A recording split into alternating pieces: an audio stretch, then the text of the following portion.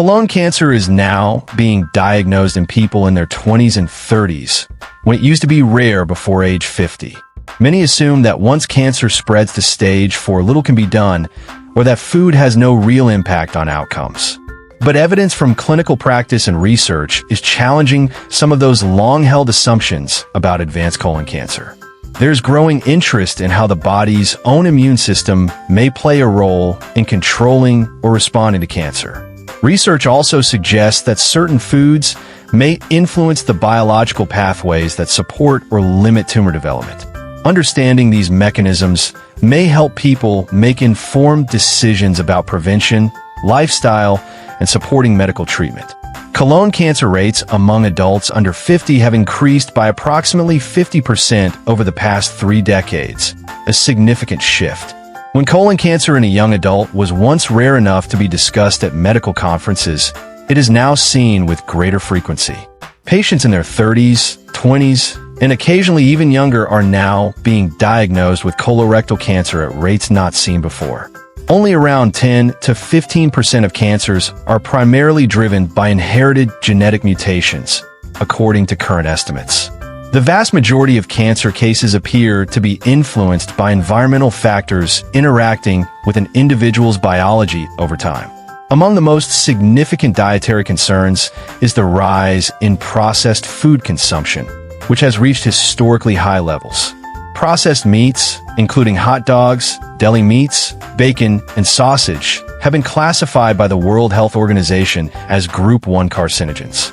Group 1 means there is sufficient evidence of carcinogenicity in humans, placing processed meats in the same category as cigarettes. Heavy consumption of processed meats is associated with an approximately 18% increased risk of colorectal cancer per 50 grams consumed daily. 50 grams is roughly equivalent to 2 slices of deli meat, an amount many people consume without giving it much thought. When processed meat is eaten, it travels through the digestive system and remains in the colon for hours before being eliminated. Compounds in processed meat, including nitrosamines, heterocyclic amines, and heme iron, may create an inflammatory environment in the colon. Chronic inflammation is considered a foundational factor in cancer development, as cells are constantly trying to repair accumulated damage. When that repair process is overwhelmed over time, genetic mutations can accumulate, potentially increasing the risk of malignant changes. Diet is not the only factor. A sedentary lifestyle is also considered a significant risk factor for colorectal cancer development. When physical activity is consistently low, metabolism slows, inflammation may increase, gut bacteria can become imbalanced, and immune function may weaken. Regular movement, even walking 30 minutes daily, may help improve gut motility, reduce inflammation, and support immune surveillance. Smoking and vaping are additional risk factors. Despite common belief, vaping is not necessarily safer than cigarettes in terms of cancer risk. The chemicals found in vaping liquids may, in some cases, be more toxic than tobacco smoke, and they may increase colorectal cancer risk. Alcohol is another contributing factor. Even moderate alcohol consumption has been linked to increased colon cancer risk through multiple mechanisms. These mechanisms include DNA damage and disruption of folate metabolism, both of which may affect the body's ability to prevent cancer.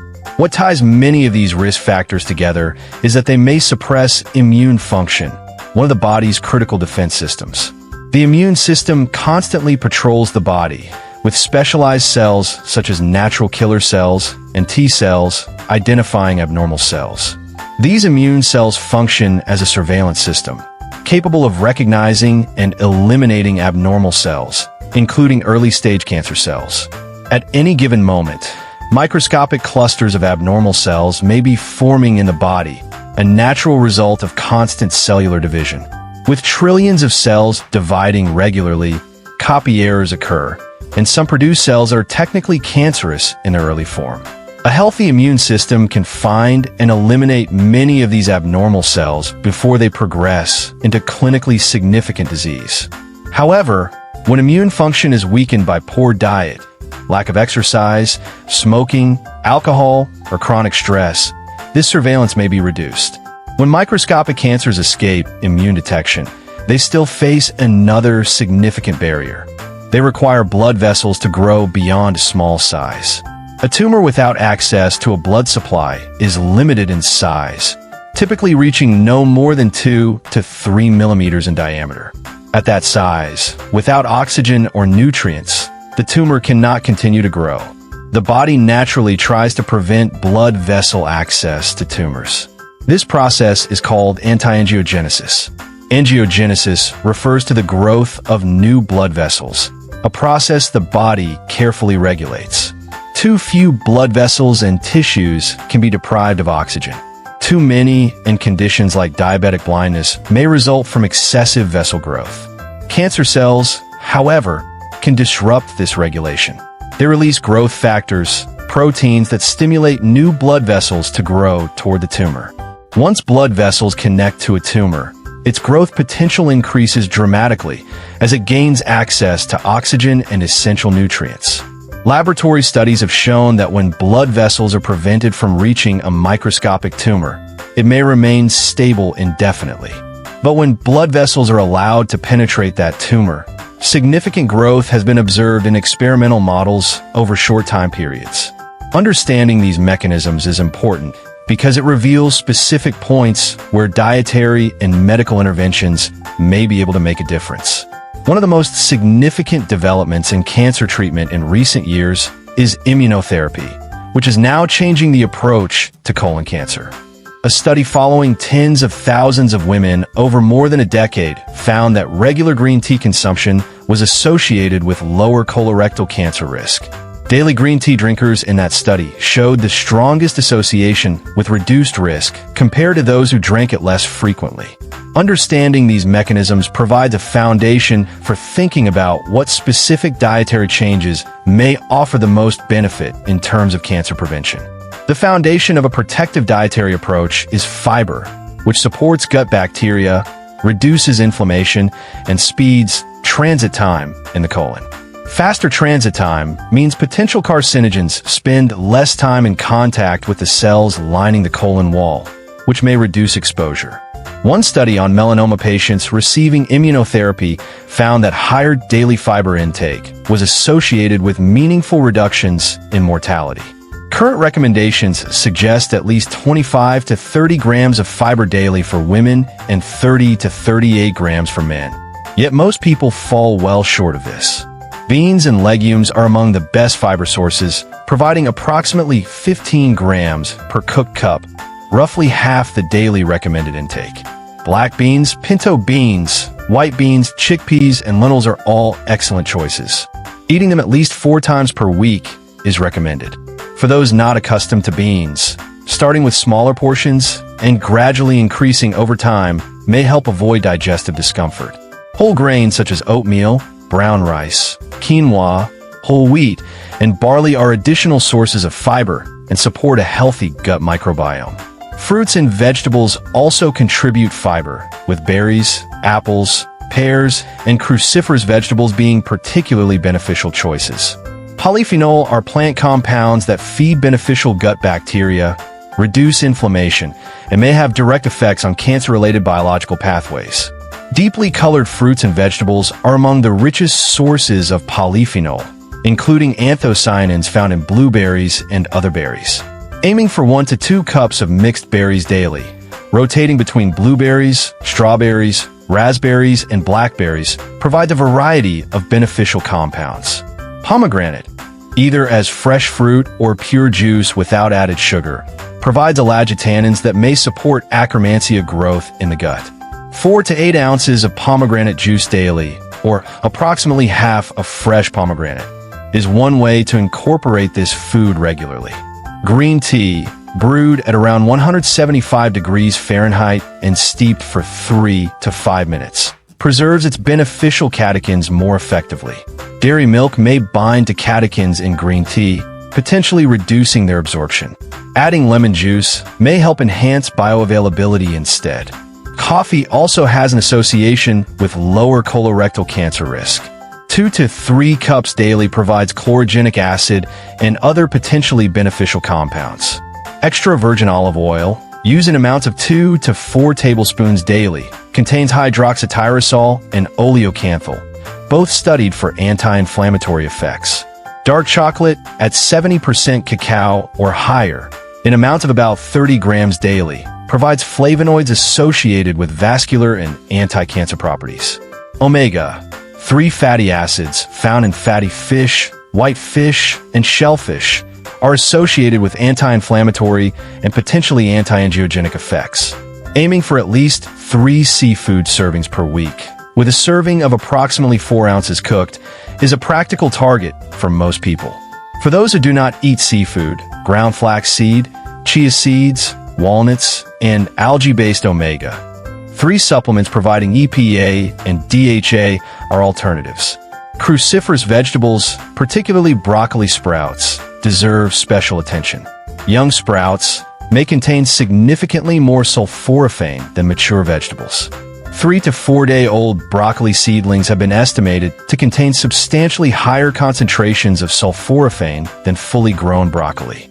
Sulforaphane activates the body's detoxification systems and has been studied extensively for its potential anti-cancer effects in research settings. A small handful of broccoli sprouts, about a quarter cup, 3 to 4 times per week, may provide meaningful amounts of this compound. Broccoli sprouts can be grown at home in a jar within a few days or purchased at many grocery stores where specialty produce is available.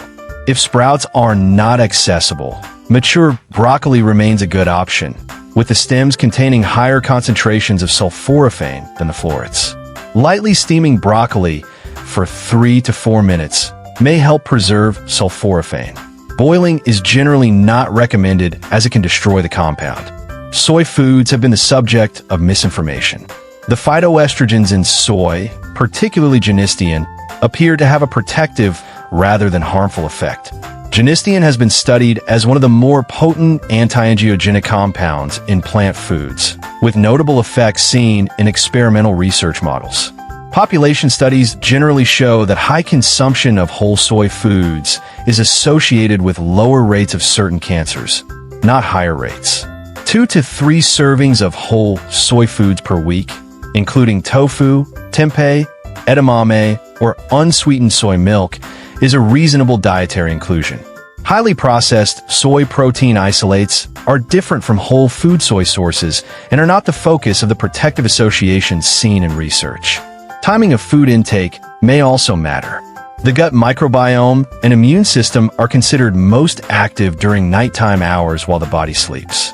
Consuming fiber-rich foods and polyphenol throughout the day helps ensure nutrients are available when these biological systems are most active. Avoiding large meals within 3 hours of bedtime may help reduce interference with cellular repair processes and immune activity during sleep. Consistency over time is considered more important than any single large dietary effort. Daily habits create sustained activation of protective biological pathways. Preparation methods significantly affect the availability of beneficial compounds. Tomatoes, for example, release more lycopene when cooked with a small amount of fat. Raw tomatoes provide minimal lycopene compared to tomato sauce, tomato paste, or roasted tomatoes prepared with olive oil, which greatly enhances absorption. Variety in the diet creates synergy between different plant compounds. Rotating between different berries, beans, and vegetables supports microbiome diversity. Microbiome diversity is increasingly recognized as an important predictor of health outcomes, including the body's ability to respond to cancer treatment. For those currently receiving cancer treatment, dietary strategies may support treatment effectiveness, but should complement, not replace, medical care. Patients undergoing treatment should inform their oncologist about their dietary choices, as some foods may interact with certain chemotherapy medications. For those focused on prevention, particularly those with a family history of colorectal cancer, consistent dietary habits form a meaningful protective foundation. The goal is not perfection. Consistently incorporating high-impact foods such as beans, berries, green tea, cruciferous vegetables, and seafood covers the essentials. A common mistake is trying to change everything at once. Starting with one dietary addition, such as a cup of beans at lunch, is a practical first step. After 2 weeks of consistent bean consumption, adding a cup of berries at breakfast is a natural next step. Gradual change tends to be more sustainable. Another common mistake is assuming supplements can fully replace whole foods. Supplements provide isolated compounds, while whole foods offer hundreds working together. A cup of blueberries contains not just anthocyanins, but also fiber, vitamins, minerals, and dozens of additional polyphenol that may enhance each other. This synergy between compounds and whole foods is difficult or impossible to replicate in a capsule, making whole food sources preferable when accessible. Screening remains critically important. Anyone experiencing blood in the stool, persistent changes in bowel habits, or unexplained weight loss should seek evaluation. Colon cancer is highly treatable when detected early, and current guidelines recommend colonoscopy beginning at age 45 for average-risk individuals. Those with risk factors or active symptoms should not wait for the age threshold. Speaking with a doctor promptly is strongly recommended in those cases. The body has multiple natural defense systems that can support cancer prevention and treatment response when given the right nutritional environment. The immune system can recognize and eliminate abnormal cells more effectively when supported by consistent, balanced, fiber-rich, anti-inflammatory nutrition. Anti-angiogenic foods may help limit the blood vessel growth that tumors need in order to grow beyond a microscopic, clinically insignificant size. Gut bacteria can influence how effectively the immune system responds to cancer, including how well immunotherapy works in a clinical setting. These biological systems exist in every person. Whether they are activated or suppressed, may be meaningfully influenced by daily dietary choices. Colon cancer rates are rising in younger populations, with processed meat consumption, sedentary behavior, and poor gut health considered key contributing factors. The immune system continuously eliminates microscopic abnormal cells, but it functions best when supported by nutrition, movement, and a healthy lifestyle. Tumors cannot grow without blood vessel access, and certain foods have shown blood vessel growth inhibiting properties in laboratory and population research. Immunotherapy has shown the ability to reverse advanced colon cancer in some patients by enabling the immune system to recognize and attack cancer cells. The gut bacteria Akkermansia mucinifila has been identified as a factor in immunotherapy response and may be supported through specific dietary choices. The core dietary protocol includes daily fiber from beans and whole grains, berries, green tea or coffee, seafood, cruciferous vegetables, olive oil, and soy foods. Consistency in applying these habits and proper food preparation methods are considered more important than any single perfect meal or short-term effort. Cancer risk is not entirely predetermined by genetics. Daily food choices may meaningfully influence the biological environment in which cancer either develops or does not. Anyone seeking to reduce colorectal cancer risk or support treatment should consult with a qualified healthcare professional for personalized medical guidance.